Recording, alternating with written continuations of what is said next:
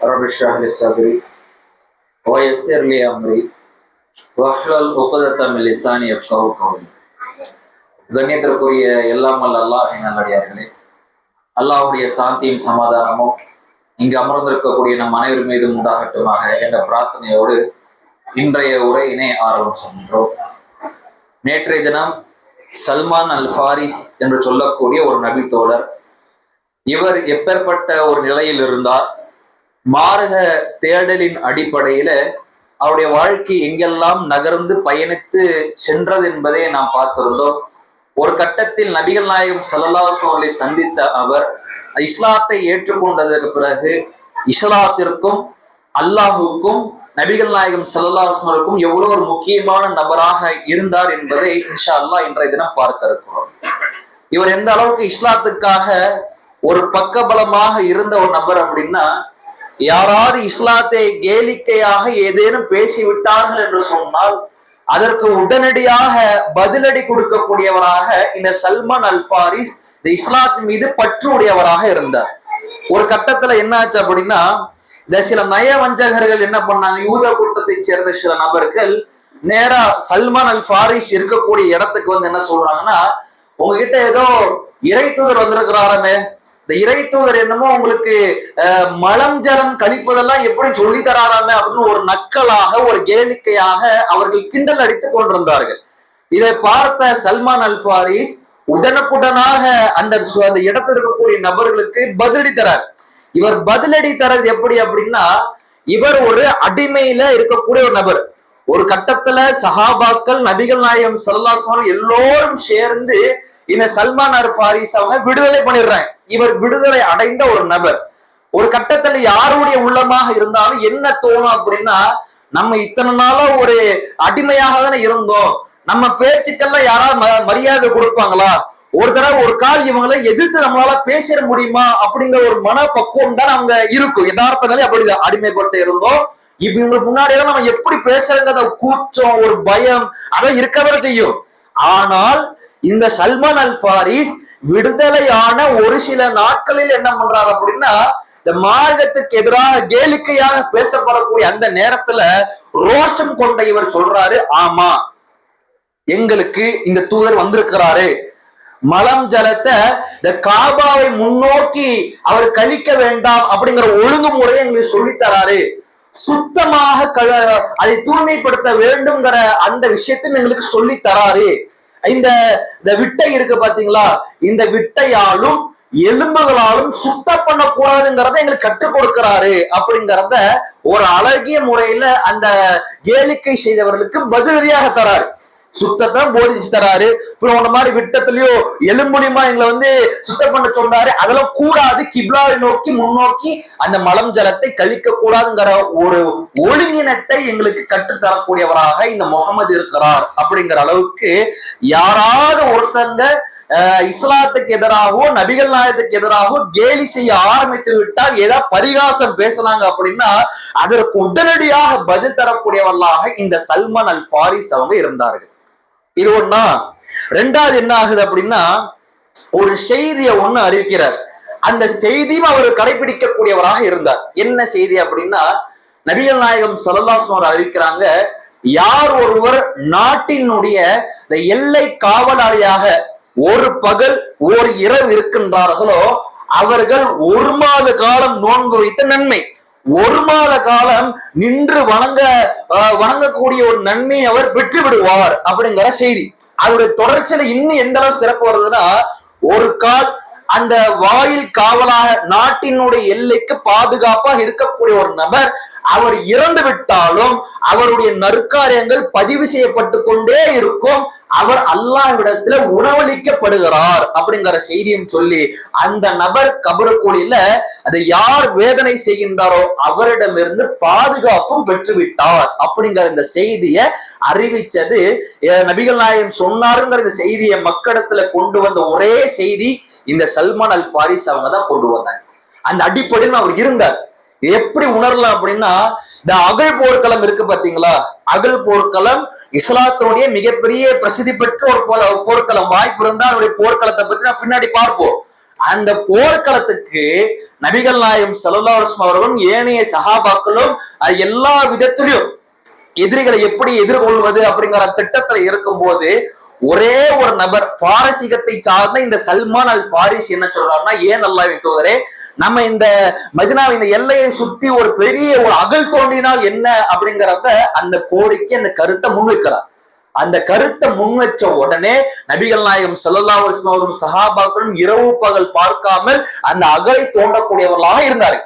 என்ன வழங்குது அப்படின்னா, அந்த எல்லை நாட்டினுடைய எல்லைக்கு ஒரு பாதுகாவலாக தன்னுடைய மக்களை எப்படி பாதுகாக்க வேண்டும், ஒரு போர் யுக்தியை தெரிந்தவராக அது மார்க்கத்திற்காக ஏதோ ஒரு பங்களிப்பை செய்ய வேண்டும்ங்கிற எண்ணம் படைத்தவராகவே நபிகளாரோடு தன்னுடைய வாழ்க்கையை அவர் வாழ்ந்து கொண்டவராக இருந்தார் அப்படிங்கிற செய்தியை இதை நம்மளால புரிஞ்சுக்க முடியும். அதே நேரத்துல இந்த மனுஷன், இந்த நபர் எப்பேற்பட்ட ஒரு குணம் படைத்தவர் அப்படின்னா, இவர் ஒரு கட்டத்தை இஸ்லாம் எல்லாம் வளர்ந்ததுக்கு பிறகு ஒரு சில பகுதிக்கு தலைமைத்துவத்துக்காக இந்த நபரை தேர்வு செய்யறாங்க. சில சஹாபாக்களை தேர்வு பண்ணுவாங்க, இந்த பகுதிக்கு போங்க, அங்க இருக்கக்கூடிய மக்களுக்கு தாவா பண்ணுங்க அப்படிங்கறத தேர்வு செய்வாங்க. அப்படி ஒரு தலைமை நிர்வாகியா இருக்கக்கூடிய நபர் இவர் என்ன செய்வார்னா, இவருக்கு வரக்கூடிய அந்த ஊதியம் இருக்கு பார்த்து, வேலை பார்க்கிறாரு, வேலைக்கு உண்டான ஊதியம் கிடைக்குது. இந்த ஊதியத்தை இவர் என்ன பண்ணுவார்னா, யாரெல்லாம் பாதிக்கப்பட்ட சக இஸ்லாமிய சகோதரர் இருக்கிறார்களோ அந்த ஊதியத்தை பங்கிட்டு கொடுக்கக்கூடியவராக இவர் இருப்பாராம். தனக்கு வரக்கூடிய பொருளாதாரத்தை தானே வைத்துக் கொள்ளாமல் அதை பிற மக்களுக்கு கொடுக்கக்கூடிய ஒரு நபராக இந்த சல்மான் அல் ஃபாரிஸ் இருப்பார். இவருக்குன்னு ஒரு பெரிய ஒரு கம்பளி ஆடை ஒண்ணு இருக்கும். அதே ஹதீஸ்ல தொடர்ச்சியா வரும். இப்படி எல்லாம் ஊதியத்தை மக்களுக்கு கொடுப்பாரா?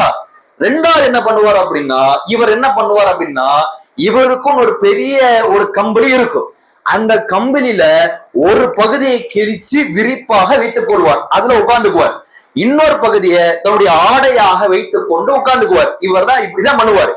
இன்னையுடைய சமையல், இவர் சாப்பிடக்கூடிய உணவு பண்டங்கள் எப்படி இருக்கு அப்படின்னா, ரொம்பவும் ஒரு எளிமையான முறையில கையால் இவரே சமைச்சு இவரே சாப்பிட்டு வாழக்கூடிய ஒரு நபராக தான் இந்த சல்மான் அல் ஃபாரிஸ் அவங்க இருந்தாங்க.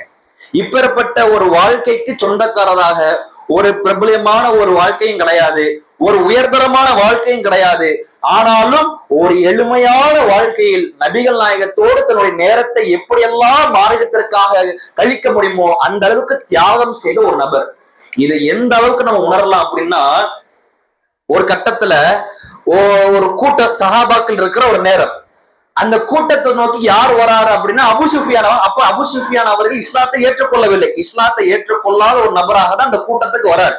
இப்படி கிராஸ் பண்ண உடனே இந்த கூட்டத்தில் இருக்கக்கூடிய சல்மான் அல் ஃபாரிஸ் அவங்க, பிலால் ரலியல்லாஹு அன்ஹு அவங்க, சுஹைப் ரலியல்லாஹு அன்ஹு அவங்க, இந்த 3 நபித்தோழர் என்ன பண்றாங்கன்னா, அல்லாஹ்வுடைய எதிரியாக இருக்கக்கூடிய இந்த நபர் மேல அல்லாஹ்வுடைய வாய் படாம இருக்க, இந்த ஆள் இன்னும் சாவலியே, இன்னும் இவர் அழியாமல் இருக்காருங்கிற அந்த கோபத்துல என்ன பண்றாங்கன்னா, அந்த அளவுக்கு கடுமை காட்டினாரு. அபு சுஃபியான் இஸ்லாத்தை ஏற்றதற்கு பிறகு அவர் செய்த காரியங்கள் அவாதியானது மார்க்கத்திற்காக. ஆனா மார்க்கத்தை ஏற்றுக்கொள்வதற்கு முன்னாடி அவருடைய வாழ்க்கை இஸ்லாத்திற்கு எதிரான ஒரு வாழ்க்கையாக கடுமை காட்டக்கூடியவராக இருந்தார். அதனாலதான் இவர்கள் 3 என்ன பண்ணாங்கன்னா, கோபப்பட்டு இந்த ஆள் இன்னும் சாகாம இருக்கிறாரே அப்படிங்கிறமான வார்த்தையை பயன்படுத்துறாங்க. இதை பயன்படுத்தின உடனே அபூபக்கர் சித்திக் ரலியல்லாஹு அன்ஹு என்ன பண்றாங்க, உடனே அந்த கூட்டத்தின் பக்கம் பாக்குற என்ன இந்த சவுண்ட் வருது, யார் வரான்னு பார்த்தா உடனே இவங்க 3 பேர். உடனே அபூபக்கர் அவங்க என்ன பயன்படுத்துறாங்கன்னா, குறைஷிகளுடைய தலைவராக இருக்கக்கூடியவர் ஒருத்தர் உங்களுக்கு மூத்தவராக இருக்கக்கூடிய ஒருவரை பார்த்தா நீங்க இந்த வார்த்தையை பயன்படுத்தி கண்டிக்கிறார், திட்டாருங்க. ஒரு கண்டிப்பான வார்த்தையை தோரணையை பயன்படுத்தினார். இந்த செய்தி என்ன பண்றாருன்னா, நேர நபிகள் நாயகம் ஸல்லல்லாஹு அலைஹி வஸல்லம் கிட்ட அபூபக்கர் அவங்க போறாங்க. இந்த மாதிரி அபு சுஃபியானை பார்த்து குறைஷி தலைவர், ஒரு மூத்தவர், அவரை பார்த்து இவங்க இப்படி சொல்லிட்டாங்களே அப்படிங்கிற செய்தியை சொன்ன உடனே நபிகள் நாயகம் ஸல்லல்லாஹு அலைஹி வஸல்லம் என்ன வார்த்தையை பயன்படுத்துறாங்கன்னா, அபூபக்கரே, அதாவது நீங்கள் இந்த தோழர்கள் பிலாலை, சல்மானை, சுஹைபை இவர்களை நீங்கள் கோபப்படுத்தியதன் மூலியமாக அல்லாஹ்வை நீங்கள் கோபப்படுத்தி விட்டீர்கள் அப்படிங்கிற வார்த்தையை சொன்னாங்க. சொன்னோன்னு அபூபக்கர் அவங்க அப்படியே சைலண்ட் ஆகி நேரா தன்னுடைய தோழரிடத்தை போய், நான் ஏதாவது கண்டிப்பாக பேசியிருந்தால், ஏதாவது ஒரு கோபமாக பேசியிருந்தால் அல்லாஹ்வுக்காக அதை பொறுத்து கொள்ளுங்க, உடனே போய் சரண்டர் ஆகிறார். அபூபக்கருடைய இது பாத்தீங்களா, உடனே போய் அந்த 3 நபித்தோழர்கிட்ட மன்னிப்பு கேட்கிறார். அந்த தோழர்களும் பெருமனதோடு என்ன சொல்லிட்டாங்க அப்படின்னா, எங்களுடைய தோழரே, நாங்க உங்களை அப்படி எல்லாம் நாங்க நினைக்கவே கிடையாது, அல்லாஹ் உங்களுக்கு சிறந்த கூலி மன்னிப்பு வழங்குவானாக அப்படிங்கிற ஒரு துவாவை செஞ்சு போயிடுறாங்க. இப்ப என்ன விளங்குது அப்படின்னா, சல்மான் அல் ஃபாரிஸை யாராவது கோபப்படுத்தினாங்க அப்படின்னா அது அல்லாஹுக்கே அது கோபம் ஏற்படும் அப்படிங்கிற அளவுக்கு மார்க்கத்தின் மீது பற்றுள்ளவராக, அல்லாஹுடைய நேசத்தை பெற்றவராக, இறை தூதருடைய நேசத்தை பெற்றவராக இந்த சல்மான் பின் ஃபாரிஸ் அவங்க இருந்தாரு. இந்த மனிதர் கடைசி வரைக்கும் அவருடைய நிலைப்பாடு மாறாமல் ஹிஜ்ரி 37ஆம் ஆண்டு என்ன ஆகிறார் அப்படின்னா, தன்னுடைய மரணத்தை அவர் இயற்கை மரணத்தை அடைகிறார். இப்ப இவருடைய வாழ்க்கையினுடைய பிரதான படிப்பினை என்ன அப்படின்னா, மனிதன் என்று பிறந்து விட்டார் என்று சொன்னால் அவருக்கு உலக தேடல் என்பது இருக்கும். ஆனா அதை காட்டிலும் யார் ஒருவர் இறைவனுடைய தேடலிலே மார்க்க தேடலில் ஈடுபடுகின்றாரோ அப்படி தேடக்கூடியவர்களுக்கு அல்லாஹ் ரப்புல் ஆலமீன் கல்வி ஞானத்தையும் அதற்குண்டான பாதைகளையும் இலகுபடுத்தி அமைத்து கொடுப்பான்ங்கிறத இந்த சல்மான் அல் ஃபாரிஸுடைய வாழ்க்கையிலிருந்து வழங்குச்சு. ஒரு நல்ல மனிதர், ஈமான்தாரி கொண்ட ஒரு நபர், பொறுமையான ஒரு மனிதர், மக்களுக்காக வாழ்ந்த ஒரு நபராக இந்த சல்மான் பின் ஃபாரிஸ் அவங்க இருக்கிறாங்க. எனவே இவருடைய வரலாற்றை ஆழமாக படித்து படிப்பினை பெற்று இவர் என்ன காரியத்தை செய்து இறைவனுடைய திருப்தியை பெற்றாரோ அதே காரியங்களை நாமும் செய்து, குறிப்பாக மார்க்கம் குறித்த தேடல் ஆர்வம் நம்மிடத்தில் மிகுந்திருக்க வேண்டும். அல்லாஹ் நமக்கு அதற்கு உண்டான வழிகாட்டுவான். அப்பேற்பட்ட நேர்வழியை அதிகம் பெறக்கூடிய, நேர்வழியை பெற மக்களுக்கு சொல்லக்கூடிய ஒரு நல்வாய்ப்பினை உல ரஹ்மான் நம்ம அனைவருக்கும் ஏற்படுத்துவானாக என்ற பிரார்த்தனை இந்த உரையை முடித்துக் கொள்கின்றேன். அதே போல பெண்களுக்கு உண்டான இன்றைய தின கேள்வி, நேற்று கேள்வி எழுதியிருப்பீங்க பாத்தீங்களா, அந்த கேள்விக்கு உண்டான பதில இப்போ கிளம்பும் போது அந்த உண்டியல்ல நீங்க அந்த செல்ஃப் மேல இருக்கும் அந்த டப்பாக்குள்ள நீங்க போட்டுடலாம். நேற்று பதிவு பண்ணவங்களுடைய பெயரெல்லாம் நம்ம லிஸ்ட் எடுத்தாச்சு. இன்னைக்கு அதனுடைய பெயரை போட்டுங்க. இன்னைக்கு 3வது கேள்வி என்ன அப்படின்னா, புகாரில 4வது பாகம் ஹதீஸ் 3700 இருந்து 3750 வரைக்கும், சரிங்களா, 3700 ஸ்டார்ட் ஆகி 3750 செய்திக்குள்ள ஒரு செய்தி மறைஞ்சிருக்கு. என்ன செய்தி அப்படின்னா, நபிகள் நாயகம் ஸல்லல்லாஹு அலைஹி வஸல்லம் அவங்க ஒரு நபி தோழரை பார்த்து, என் தாயும் என் தந்தையும் உங்களுக்கு அர்ப்பணமாகட்டும் அப்படின்றாங்க. ரசூலுல்லாஹ் இந்த வார்த்தை ரொம்ப ரேரா தான் பயன்படுத்துவாங்க. ஆனா அந்த வார்த்தையே ஒரு நபி தோழருக்கு அல்லாஹ்வுடைய தூதர் சொல்லியிருக்கிறாங்க. அதுவும் ஒரு போர்க்களத்துல நபிகள் நாயகம் ஸல்லல்லாஹு அலைஹி வஸல்லம் சொல்லியிருக்கிறாங்க. அது எந்த நபி தோழருக்கு நபிகள் நாயகம் ஸல்லல்லாஹு அலைஹி வஸல்லம் அவர்கள் என் தாயும் தந்தையும் உங்களுக்கு அர்ப்பணம் ஆகட்டும் என்று சொன்னார்கள். அந்த நபி தோழருடைய பேரு எந்த போர்க்களத்துல இந்த சிறப்பு அந்த நபி தோழர் கிடைச்சது அப்படிங்கறத இன்ஷா அல்லாஹ் நீங்க பார்த்துட்டு வாங்க. புகாரில 3700 இருந்து 3750 வரைக்கும் இந்த செய்தி இருக்கு. உங்களுடைய பதில்களை சரியான முறையில பதிவு செய்யுங்க. சுப்ஹானக்கல்லாஹு வ பிஹம்திக அஷ்ஹது அல்லா இலாஹா இல்லா அன்த அஸ்தக்ஃபிருக